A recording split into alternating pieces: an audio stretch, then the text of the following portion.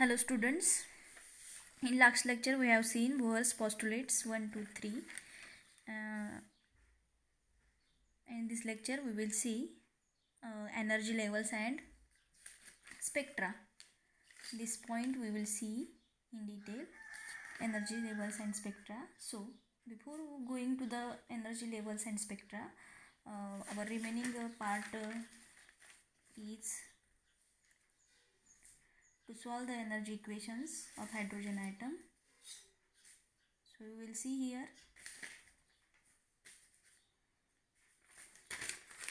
we have seen in Bohr's postulate 3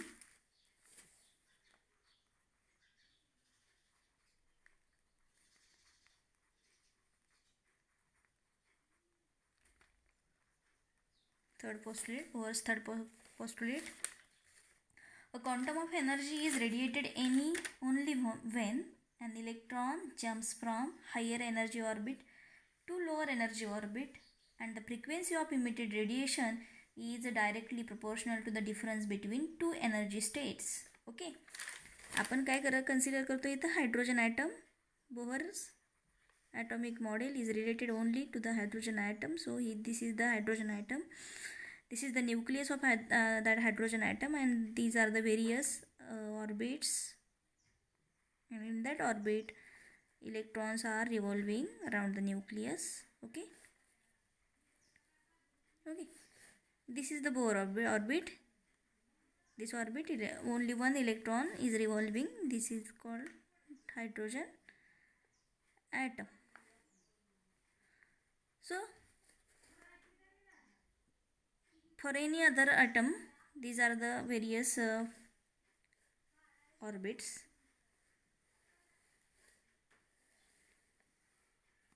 Okay, for hydrogen, this is the only one electron revolving around the nucleus in this orbit. So this is the orbit number 1, 2, 3.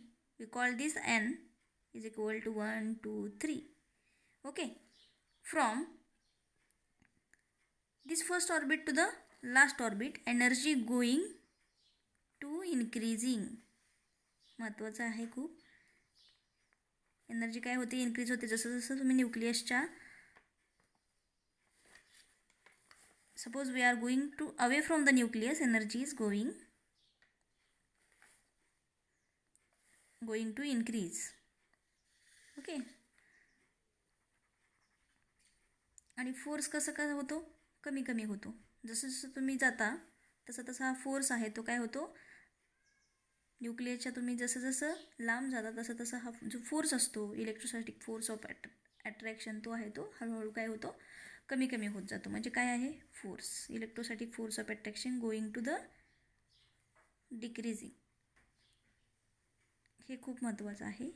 ह्या दोन concept, energy काय होते आणि force काय होतो, ते खूप महत्त्वाचं आहे. आणि या बोहर्स थर्ड पॉस्टुलेटमध्ये, म्हणजे फर्स्ट पॉस्टुलेटमध्ये आपण काय बघितलं होतं, तर इलेक्ट्रॉन रिव्हॉल्व होतो around the nucleus under the action of Coulomb's force. म्हणजे काय की इलेक्ट्रॉन आणि न्यूक्लियसमध्ये असणारा फोर्स असतो तो इलेक्ट्रोस्टॅटिक फोर्स ऑफ अट्रॅक्शन असतो, त्यालाच आपण कुलोम्स फोर्स असंही म्हणतो.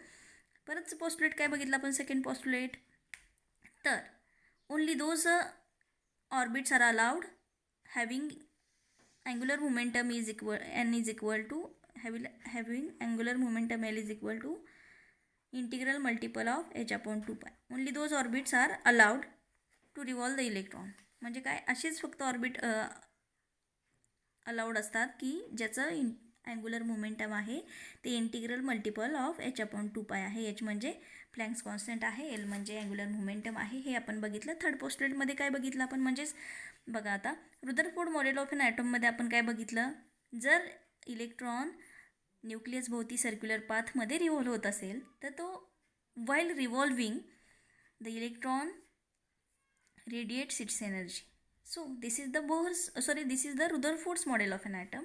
बट बोहरमध्ये आपण काय बघतोय, एनर्जी, इलेक्ट्रॉन कधी एनर्जी रेडिएट करतो, जर त्याचं ट्रान्झिशन होत असेल, म्हणजेच काय, जंप होत असेल इलेक्ट्रॉन एका ऑर्बिटमधून दुसऱ्या ऑर्बिटमध्ये, तर आणि तरच काय होतं, म्हणजे सपोज हा इलेक्ट्रॉन आहे या ऑर्बिटमधून त्या ऑर्बिटमध्ये किंवा हायर एनर्जी ऑर्बिटपासून, किंवा आता ही एनर्जी काय होते, इन्क्रीज होते. म्हणजेच काय, इथली जी एनर्जी आहे कमी, इथली त्याच्यापेक्षा जास्त आहे, असे वाढत वाढत जाते एनर्जी.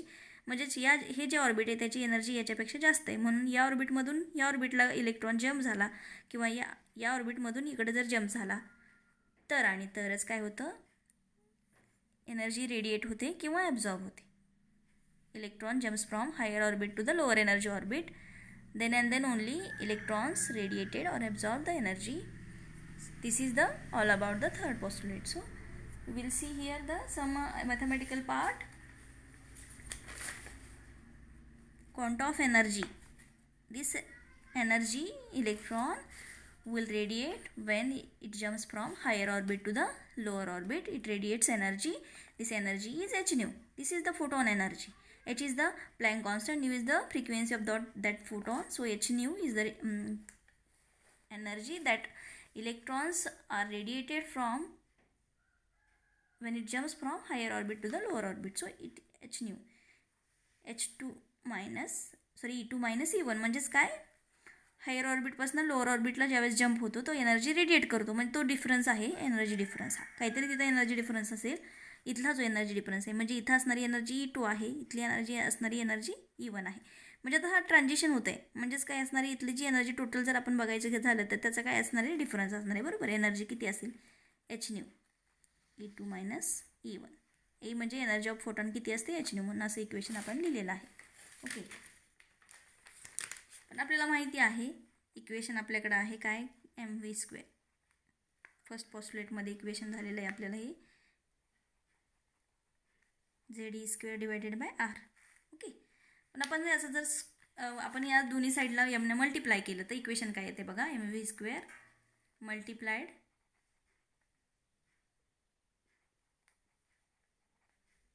Bye m. एमनं मल्टिप्लाय केलं दोन्ही साईडला तर काय होईल equation, m² v² upon is equal to 1/4 4 pi epsilon naught ZE² m divided by R. Okay, हे इक्वेशन तयार झालं. पण सेकंड पोस्टुलेटमध्ये इक्वेशन काय आहे, याचं व्हॅल्यू काय आहे, mvr. Okay, is equal to NH upon 2 हे इक्वेशन आपल्याला मिळालेलं आहे according to Bohr second postulate. हे थर्ड पोस्टुलेटपासून मिळालेलं इक्वेशन आहे. बरोबर, सेकंड पोस्टुलेटमध्ये काय, हा R इकडे नेऊ म्हणजे एमची व्हॅल्यू आपल्याला mvची व्हॅल्यू मिळेल. मग काय होतं, mvची व्हॅल्यू किती आहे, या mvची व्हॅल्यू जर काढायची असेल तर mvची व्हॅल्यू किती आहे तर बघा, R इकडे गेला म्हणून n upon R h upon 2 okay, R तिकडे गेल्यानंतर तर मग याचा स्क्वेअर केल्यानंतर आपल्याला व्हॅल्यू मिळेल, कशाची व्हॅल्यू मिळेल तर m² v²ची. ओके, मग squaring on both the sides m² v² divided by divided नाही त्याला इज इक्वल टू n², ह्याचा पण स्क्वेअर होईल, स्क्वेअर करतो म्हटल्यानंतर n² r² h² upon 4 pi². Okay, this is the value of m² v². मग आपण इथं पुट करूया ती व्हॅल्यू. ओके,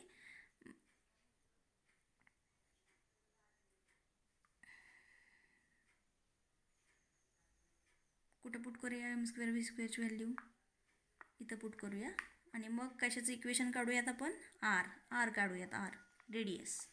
ओके, ती कशी काढायची रेडियस, ओके, हे इथं पुट करायचं इथं. मग इथं पुट केल्यानंतर सपोज आता इथंच पुट करते मी, याच्याऐवजी ही व्हॅल्यू पुट करते, n² r² h² upon 4 pi². Okay, इकडं R आहे, इकडं पण R आहे, Rला एक R एक जाईल. बरोबर, मग आपण काय करूयात, कशाची व्हॅल्यू कॅल्क्युलेट करूयात तर Rची. R म्हणजे रेडियस आहे, रेडियस ऑफ nth ऑर्बिट, त्याला आपण RN असं म्हटलं तरी चालेल, पण आता सध्या आपण फक्त काय करतोय, रेडियस ऑफ ऑर्बिट काढतोय R. मग आता या इक्वेशनवरून आपल्याला Rची व्हॅल्यू काढायची. कुठलं इक्वेशन आहे तर हे n² r² h² upon 4 pi² is equal to 1/4 pi epsilon naught ZE² m divided by. त्याच्यावरून आपण Rची व्हॅल्यू काढूया. मग काय होईल, त्याची value epsilon naught n² h² divided by pi m e² z. Okay, this is the value of R according to this equation. हा R इथं एक आहे, इथं एक, ह्या Rला एक R जाईल आणि हा R कुठं येणार आहे, इकडं. आरचं काढले त्यामुळे जे त्याला मल्टिप्लाय असेल ते इकडे डिवाइड होईल. साधा सिंपल मॅथमॅटिकल फॉर्म्युल्यानुसार ह्याची व्हॅल्यू आपण काढली. ओके. जर हे ऑर्बिट असेल, जर nth ऑर्बिट असेल तर आपण रेडियस ऑफ nth ऑर्बिट कशी काढणार आहे? Epsilon not n square h square पाय m e square z. Okay. nth orbit, radius of nth orbit म्हणजेच काय? n किती असेल? nth ऑर्बिट म्हणजे काय? आता हायड्रोजन ॲटम आहे तर किती ऑर्बिट आहे? फक्त इथं एकच, म्हणजे n किती असेल? 1. आणि मग जर n1 पुट केला इथं, hची व्हॅल्यू आपल्याला माहिती आहे, प्लँक्स कॉन्स्टंटची व्हॅल्यू, पायची व्हॅल्यू माहिती आहे, मास ऑफ दॅट इलेक्ट्रॉन माहिती आहे, ई चार्ज ऑन इलेक्ट्रॉन माहिती असेल, झेड हायड्रोजन ॲटमचा ॲटॉमिक नंबर किती असतो? 1 असतो. या सगळ्या व्हॅल्यू ज्यावेळेस आपण इथं पुट करू किंवा ह्या सगळ्या व्हॅल्यू कॉन्स्टंट आहेत. हायड्रोजन ॲटम आहे तर एच प्लँक कॉन्स्टंटच आहे, प्लँक कॉन्स्टंटच ॲज युजल कॉन्स्टंट आहे. एप्सिलॉन नॉट परमिटिव्हिटी त्या मीडियममध्ये येतात ते परमिटिव्हिटीसुद्धा कॉन्स्टंट राहणार आहे. पाय कॉन्स्टंटच आहे. या सगळ्या ज्या व्हॅल्यूज आहेत, झेड कॉन्स्टंट आहे, charge of that electron constant आहे, बरोबर. मग हे जे Rn आहे म्हणजे this is the radius of nth orbit for hydrogen atom. This is proportional to the, सगळे कॉन्स्टंट आहेत, फक्त n चेंज होणार आहे. म्हणून कशाची प्रोपोर्शनल आहे? बाकी सगळ्या कॉन्स्टंट क्वांटिटीज आहेत. कुठले कॉन्स्टंट क्वांटिटीज आहेत? या सगळ्या. फक्त n स्क्वेअर कॉन्स्टंट नाही, चेंज होणार आहे ॲटम टू ॲटम. ओके. आता इथं हायड्रोजन आहे, n1 असतो. मग बाकीचं जर ॲटम आपण घेतलं तर n दुसरा आहे, चेंज होऊ शकतो. म्हणून काय आहे, हे जे रेडियस आहे nth ऑर्बिटची जे चेंज होऊ शकते ऑर्बिट टू ऑर्बिट. म्हणून काय केलं, आर्य कशाची प्रोपोर्शनल आहे ते n स्क्वेअर. मग याच्यावरून आपण radius of nth orbit calculate करू शकतो. आणि मग nच्या व्हॅल्यू 1, 0 नसते कधीच nची व्हॅल्यू, कारण ऑर्बिट आपण स्टार्टिंग फ्रॉम 1 असं कन्सिडर करतो. म्हणून 1 2 3 असं बघतोय. आता बघा, या आपण सगळेचे ॲटॉमिक मॉडेल बघितले तर तिथं आपण फोकस करतो इलेक्ट्रॉनला, कारण जो न्यूक्लियस आहे तो कॉन्स्टंट आहे, तो चेंज नाही होत, तो मूव्ह नाही होत, तो कॉन्स्टंट आहे, रेस्ट पोझिशनला आहे. इलेक्ट्रॉन रिव्हॉल्व होतो आहे. आणि जे काय घडतं या ॲटममध्ये आणि ॲटमच्या हायड्रोजन म्हणजे ॲटममध्ये जे काही नवीन नवीन घडत आहे ते फक्त इलेक्ट्रॉनमुळं. त्याच्यामुळं आपण इलेक्ट्रॉनच्या प्रत्येक गोष्टीवरती फोकस करतो आहे. मग ते त्याचं रिव्हॉल्विंग असेल, त्याचं ट्रान्झिशन असेल, ते डिपेंड आहे इलेक्ट्रॉनवरती. म्हणून इलेक्ट्रॉनवरती आपण फोकस करतो आहे. आणि हे इलेक्ट्रॉनमुळंच इथं जे आपण बघतो आहे बोहर ॲटममध्ये ते बघतो आहे आपण, due to the electron. So this is the radius of Bohr orbit. आता आपण जर हे हायड्रोजन ॲटम कन्सिडर करतो आहे तर ऑर्बिट किती आहे इथं बघा, 1च आहे. म्हणून हा जर 1 असेल, म्हणून Rn 1चा स्क्वेअर किती असेल? 0.53 × 10⁻⁻10 मीटर. जर आपण केलं तर एवढं ॲन्सर येतं. म्हणून this is the radius of Bohr orbit. 10⁻10 metre आहे. जर अँगस्ट्रॉनमध्ये कन्वर्जन करायचं असेल, याचं कशामध्ये कन्वर्जन करायचं असेल? अँगस्ट्रॉममध्ये. -10 मीटर ज्यावेळेस आपण आन्सर काढू याचं, म्हणजे Rn इज इक्वल टू 0.53 10⁻10 काय आहे आन्सर त्याचं? मीटर. ओके. बरं, 10⁻10 मीटरचं कन्वर्जन आपण जर अँगस्ट्रॉममध्ये करणार असू तर मग त्याचा आन्सर येईल 0.53 अँगस्ट्रॉम युनिट. आता मग काय, ही रेडियस ऑफ आहे nth ऑर्बिटची. मग ऑर्बिट 1 असेल, 2 असेल, 3 असेल, किती नंबरचं ऑर्बिट असेल तर त्याचा आपण रेडियस कॅल्क्युलेट करू शकतो according to this formula. Okay. मग अशा प्रकारे आपण काय करूया, therefore we can calculate radius of another nth orbits. Okay. 1 2 3 किती नंबर ऑफ ऑर्बिट्स आहेत त्याच्यावरनं त्याचं रेडियस आपण कॅल्क्युलेट करू शकतो. तर याच्यानंतर आपल्याला बघायचं आहे एनर्जी लेवल्स. हे जे इक्वेशन याच्यानंतर आपल्याला महत्त्वाचं बघायचं आहे तर energy levels of hydrogen atom. Energy levels of hydrogen atom. आपल्याला माहिती आहे कायनेटिक एनर्जी. तर एनर्जी लेवल्स आपल्याला बघायचे आहेत. तर इलेक्ट्रॉनचं ट्रान्झिशन होतं आहे from higher orbit to the lower orbit, म्हणजे काही इलेक्ट्रॉन मूव्ह होतं आहे, मग त्याची असणारी टोटल एनर्जी किती, त्याचं असणारी कायनेटिक एनर्जी किती, हे आपल्याला कन्सिडर करायचं आहे. म्हणून आपण इथं कन्सिडर करतो आहे तर kinetic energy of electron in nth orbit.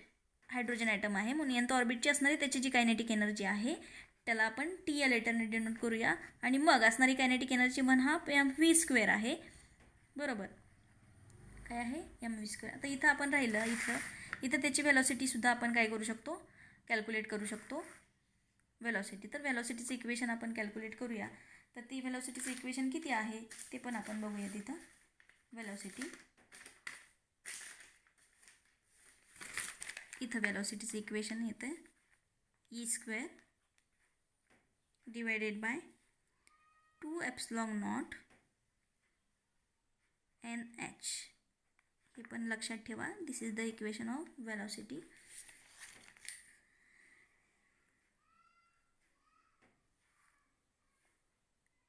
याच फॉर्म्युलेवर आपण कॅल्क्युलेट करतोय.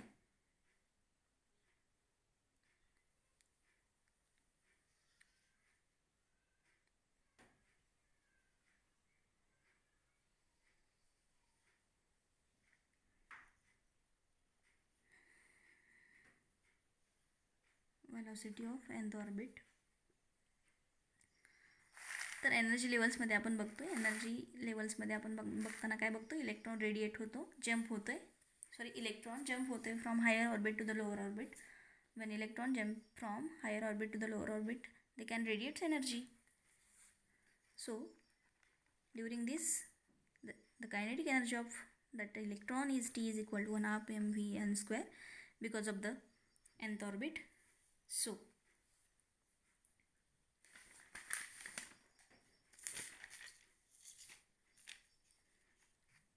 वीची व्हॅल्यू आपल्याला माहिती आहे, इथं आपण बघितलेली आहे वीची व्हॅल्यू, ती इथं पुट करूया.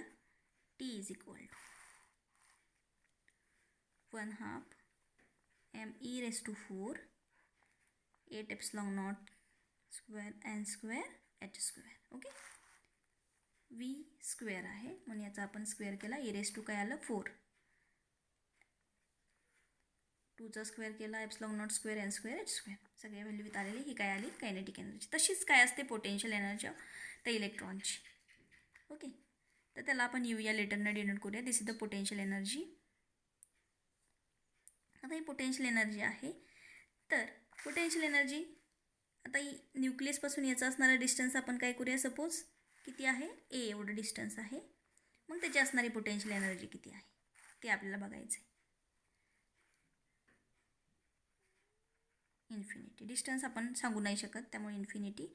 आणि मग पोटेन्शियल एनर्जी आपण म्हणतो work done is stored in the form of potential energy. So त्याचं जी पोटेन्शियल एनर्जी आहे ते आपण जर वर्क डन काढायचं असेल तर फोर्स इंटू डिस्प्लेसमेंट किंवा डिस्टन्स, ते किती आहे तर dr एवढं आहे. तर हे काय झाली potential energy. Force into distance म्हणजेच ही पोटेन्शियल एनर्जीज किंवा वर्क डन असतं. Work done is stored in the form of potential energy in the item.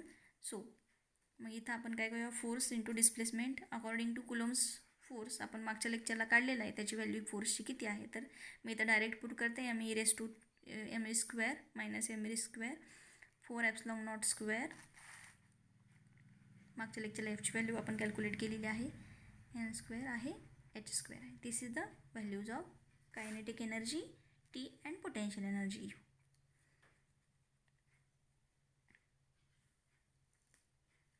आता एनर्जी लेवल्स म्हणजे का असं होतं, कायनेटिक एनर्जी का कन्सिडर करतो आणि पोटेन्शियल एनर्जी का कन्सिडर आपण करतो आहे, कारण इलेक्ट्रॉन जंप होतो आहे from higher orbit to the lower orbit.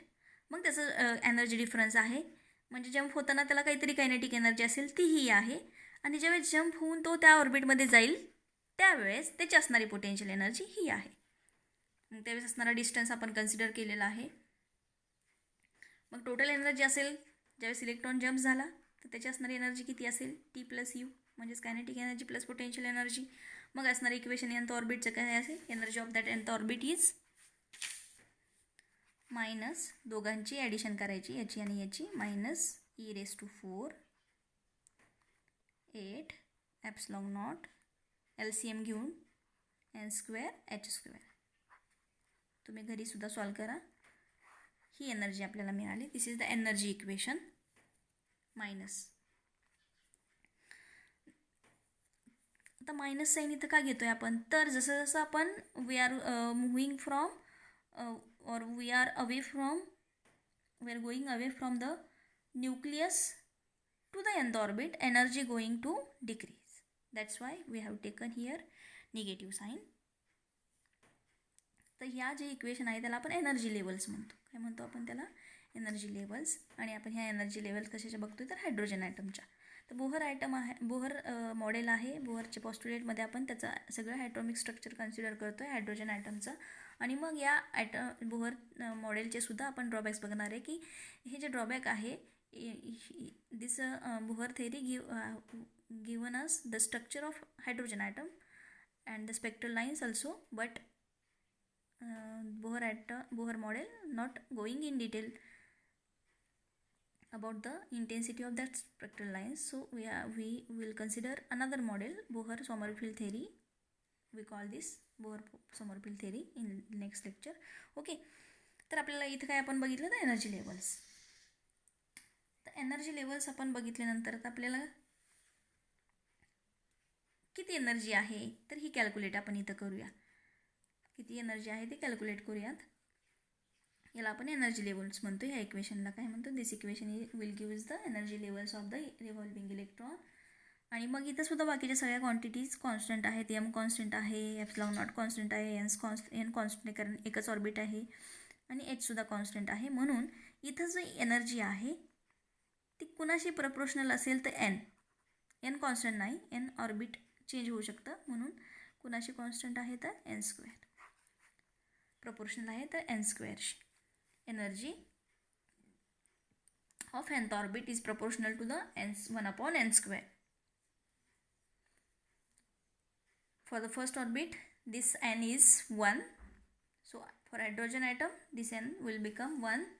So energy of that first orbit is equal to minus 2/18 1/1 square करायचं. आन्सर आहे ते मायनस येईल 2.18 × 10⁻⁻18 जूल. काय येईल आन्सर, -18 जूल हे आन्सर येईल. कधी येईल, ज्यावेळेस आपण हायड्रोजन ॲटमसाठी एन किती असतो 1. मग 1 हे जे कॅल्क्युलेशन तुम्ही कराल तर इक्वेशन काय येईल हे. आणि मग जी एनर्जी आहे ती जूलमध्ये येईल, तिचं कन्वर्जन आपल्याला इलेक्ट्रॉन व्होल्टमध्ये करायचं आहे. म्हणून त्याला आपण कितीने मल्टिप्लाय करतो, म्हणजे ही जी क्वांटिटी आहे तिला आपण 1.6 × 10⁻⁹ जे काही आहे त्याने काय करणार आहे, मल्टिप्लाय करणार. आणि मग त्याचं कन्वर्जन, जूलचं कन्वर्जन इलेक्ट्रॉन व्होल्टमध्ये होईल. आणि मग ती एनर्जी आहे ती -13.6 इलेक्ट्रॉन व्होल्ट एवढी येईल. This is the energy of first orbit. त्याच ऑर्बिटला ती जी एनर्जी आहे तिलाच आपण बाइंडिंग एनर्जी असंही म्हणतो. This energy 13.6 energy is called as binding energy of that electron. This much energy is required of electron to jump from one orbit to the other orbit. So this is the 13.6 energy, electron volt energy is required to remove the electron completely from the first first orbit to the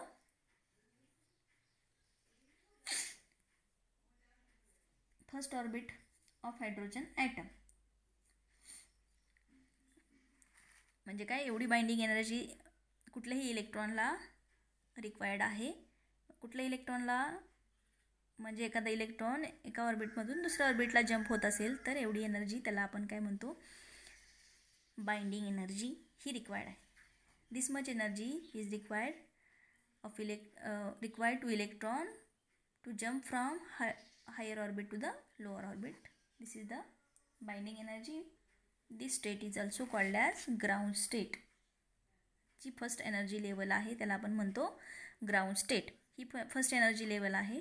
जसं जसं orbit increase होत जाईल तसं तसं आपण त्याला E2 E3 असंही म्हणू शकतो.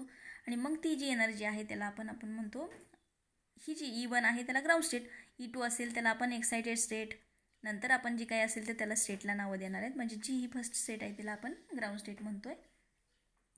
असं का म्हणायचं? एनर्जी लेवल म्हणजे काय की सपोज ही एक एनर्जी लेवल, ही एक एनर्जी लेवल आहे. इलेक्ट्रॉन काय होतो आहे, जम्प होतं एका लेवलपासून दुसऱ्या लेवलला. जो काही एनर्जी डिफरन्स आहे, ही E1 असेल, ही E2 असेल, आणि एनर्जी तो किती रेडिएट करतो तर h एवढी. म्हणून तो आपण सगळं इथं बघतो आहे. आणि बाइंडिंग एनर्जी म्हणजे या ऑर्बिटमधून या ऑर्बिटला त्याला जायचं आहे, पण एनर्जी रिक्वायर्ड आहे त्याला किती तर 13.6. तेवढी एनर्जी असल्याशिवाय तो जाणार नाही या ऑर्बिटमधून त्या ऑर्बिटला. तर this is the all about energy levels. आणि मग आता या एनर्जी लेवल्स आता परत आता नंतर काय बघायचं आहे आपल्याला, तर ही एनर्जी लेवल आहे किती -13.6. आता जसं जसं आपण इथं बघितलं, मी काय सांगितलं तुम्हाला, जसं जसं आपण ऑर्बिट इन्क्रीज करत जाऊ, जसं जसं आपण जाऊ तसं तसं अवे फ्रॉम द न्यूक्लियस, तर एनर्जी काय होणार आहे, इन्क्रीज होणार आहे. म्हणजेच पहिल्या ऑर्बिटची एनर्जी सगळ्यात कमी आणि सगळ्यात लास्टची एनर्जी ऑर्बिटची एनर्जी सगळ्यात जास्त असेल.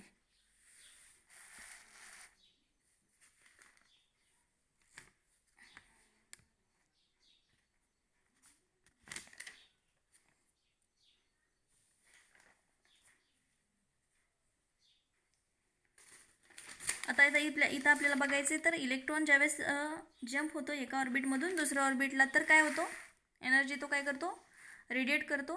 तर एनर्जी रेडिएट किती करतो आणि त्याच्यापासून आपल्याला मिळणारा स्पेक्ट्रा आहे, तर त्याला आपण म्हणतो origin of line spectra. Origin of line spectra. आता सपोज काय आहे, इलेक्ट्रॉन एका ऑर्बिटमधून दुसऱ्या ऑर्बिटला जातो आहे, nth ऑर्बिट म्हणजे nth ऑर्बिट म्हणजे हायर एनर्जी ऑर्बिट आहे.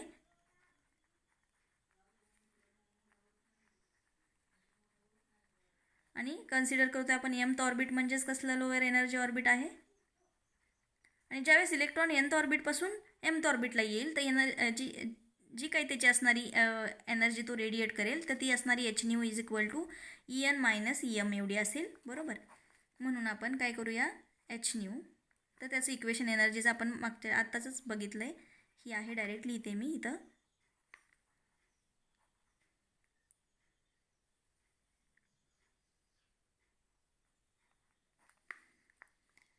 डायरेक्टली इथे कॉमन काढून, म्हणजेच काय आहे, फक्त आपण एनच्या ऐवजी एम आणि एमच्या ऐवजी एन करूया आणि ते इक्वेशन आहे ते इथं लिहूया. म्हणजे कसं,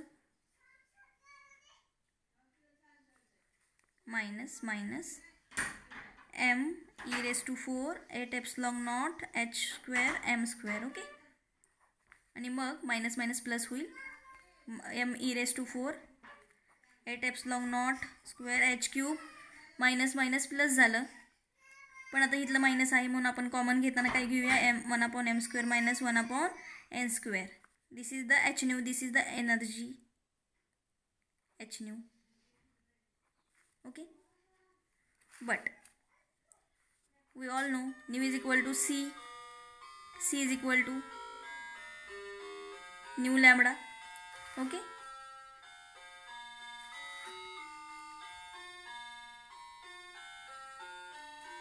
मग आपण डायरेक्ट पुट करूया, वेवलेंथ आहे स्पेक्ट्रल लाईनची. कुठल्या लाईनची, तर ज्यावेळेस इलेक्ट्रॉन रेडिएट करतो एनर्जी, त्याच्यापासून मिळणारा स्पेक्ट्रम आहे, तर ती स्पेक्ट्रममध्ये असणारी जी स्पेक्ट्रल लाईन आहे त्याची वेवलेंथ आहे ही लॅम्बडा. देअरफॉर 1/λ इथं पुट करूया, h² इज इक्वल टू न्यूची व्हॅल्यू आहे इथं, काय आहे न्यूची व्हॅल्यू, याच्यावरनं c/λ, बरोबर. मग आता इथं आपल्याला h पण नको आहे आणि c पण नको आहे, तर इकडे घालूयात आपण. आणि मग काय राहील इथं फक्त 1/λ is equal to m e⁴ 8ε0²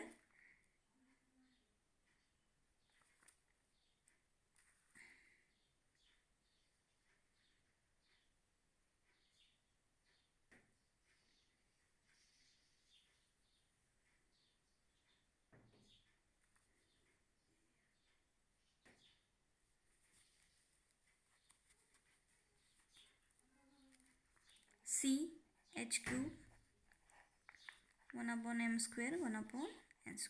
okay. हे आपल्याला इक्वेशन मिळेल. आणि हे इक्वेशन कशाचं आहे, तर ज्यावेळेस पण इलेक्ट्रॉन जंप होतो एका ऑर्बिटमधून दुसऱ्या ऑर्बिटला, तर तो काय करतो, एनर्जी रेडिएट करतो आणि त्याच्यापासून मिळणारा स्पेक्ट्रम आहे, तर त्याला आपण हायड्रोजन स्पेक्ट्रम असं म्हणतो. आणि त्याच्यापासून मिळणाऱ्या स्पेक्ट्रल वेगवेगळ्या लाईन्स, मग त्याच्यामधून आपण बाल्मर सिरीज बघितलं, पॅशन सिरीज बघितलं, ब्रॅकेट सिरीज बघितलं. तर ह्या सगळ्या ज्या सिरीज आहेत तर त्या आहेत त्या हायड्रोजन ॲटमच्या आहेत. आणि या इक्वेशनवरून आपल्याला काय कळतं, तर ते पॅशन सिरीज आहे, ब्रॅकेट सिरीज आहे का, पी फंड आहे का, लायमन सिरीज आहे हे कळतं आपल्याला. ते कशावरती डिपेंड आहे, तर व्हॅल्यू ऑफ एम आणि एनवरती डिपेंड आहे. तर याच्यावरून आपण काय काढतो, तर रिडबर्ग कॉन्स्टंट काढतो, आणखी त्याची वेवलेंथ काढतो, त्या स्पेक्ट्रल लाईनची. वेगवेगळ्या स्पेक्ट्रल लाईन आपण हायड्रोजन ॲटमच्या बघितल्या, बाल्मर बघितली, पॅशन बघितली, ब्रॅकेट बघितली, लायमन बघितली. आणि मग त्या कशावरती डिपेंडंट आहेत, तर व्हॅल्यू ऑफ एम आणि एन. व्हॅल्यू एम आणि एन काय आहे, तर ऑर्बिट आहेत. हे एन म्हणजे हायर एनर्जी ऑर्बिट आहे, एम म्हणजे लोअर एनर्जी ऑर्बिट आहे. म्हणजेच काय होतं, इलेक्ट्रॉनचं ट्रान्झिशन होतं from higher orbit to the lower orbit. आणि मग हे ट्रान्झिशन होत असताना काय होतं, एनर्जी रेडिएट करतो इलेक्ट्रॉन, आणि मग ती असणारी जी रेडिएट गेलेली इलेक्ट्रॉनची एनर्जी आहे त्याच्यापासून मिळणारा जो स्पेक्ट्रम आहे, तो जो स्पेक्ट्रम आहे त्याला आपण हायड्रोजन स्पेक्ट्रम म्हणतोय. मग ट्रान्झिशन कुठलंही हायर ऑर्बिट असेल आणि कुठलंही लोअर ऑर्बिटामध्ये लोअर ऑर्बिट आहे, मग त्या दोघांमध्ये झालेलं जे ट्रान्झिशन आहे त्याच्यावरून आपण ठरवतो पॅशन सिरीज आहे, ब्रॅकेट सिरीज आहे का, पी फंड सिरीज आहे. तर हे जे आपल्याला स्पेक्ट्रा मिळतोय तो हायड्रोजनचा स्पेक्ट्रा आहे. या साईडला आपण बघतो ही जी काय आहे ते ह्या सगळ्या ज्या काय आहे ते एनर्जी लेवल आहे, एनर्जी लेवल्स आहेत. तर कशावरून आपण काढतो एनर्जी लेवल्स, आपल्याला माहिती आहे 13.6 एवढी एनर्जी लागते.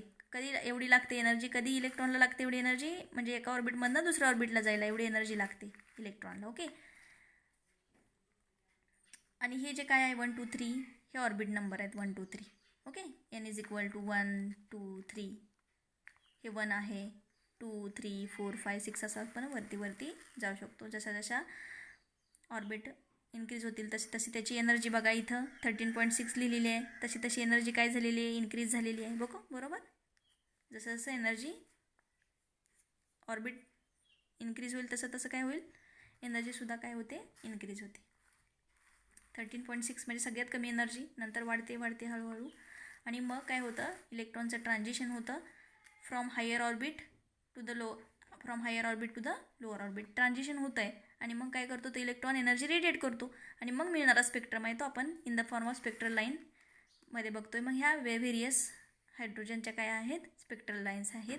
मग बघा transition higher orbit to the lower orbit, higher orbit to the lower orbit, higher orbit to the lower orbit असं होतं आहे. बरोबर. आणि मग त्याला आपण म्हणतो लायमन सिरीज. त्यावेळेस असणारा एन इज इक्वल टू 1 आहे, एम किती असेल 2 3 4. ओके.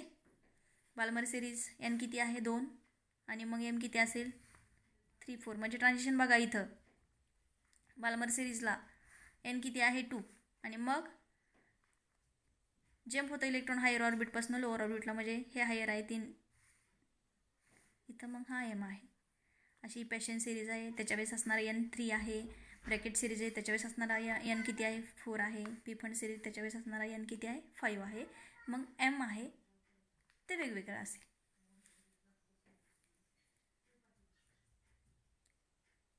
एम आहे, एन वेगवेगळ्या, एनच्या व्हॅल्यू वेगवेगळ्या असतील. ओके. तुम्ही डिटेलमध्ये स्टडी करा, काय प्रॉब्लेम आला तर मला सांगा. थँक्यू. काही डिफिकल्टीज असेल तरी तुम्ही सांगितल्या तरी चालतील, कॉल केला तरी चालेल. थँक्यू.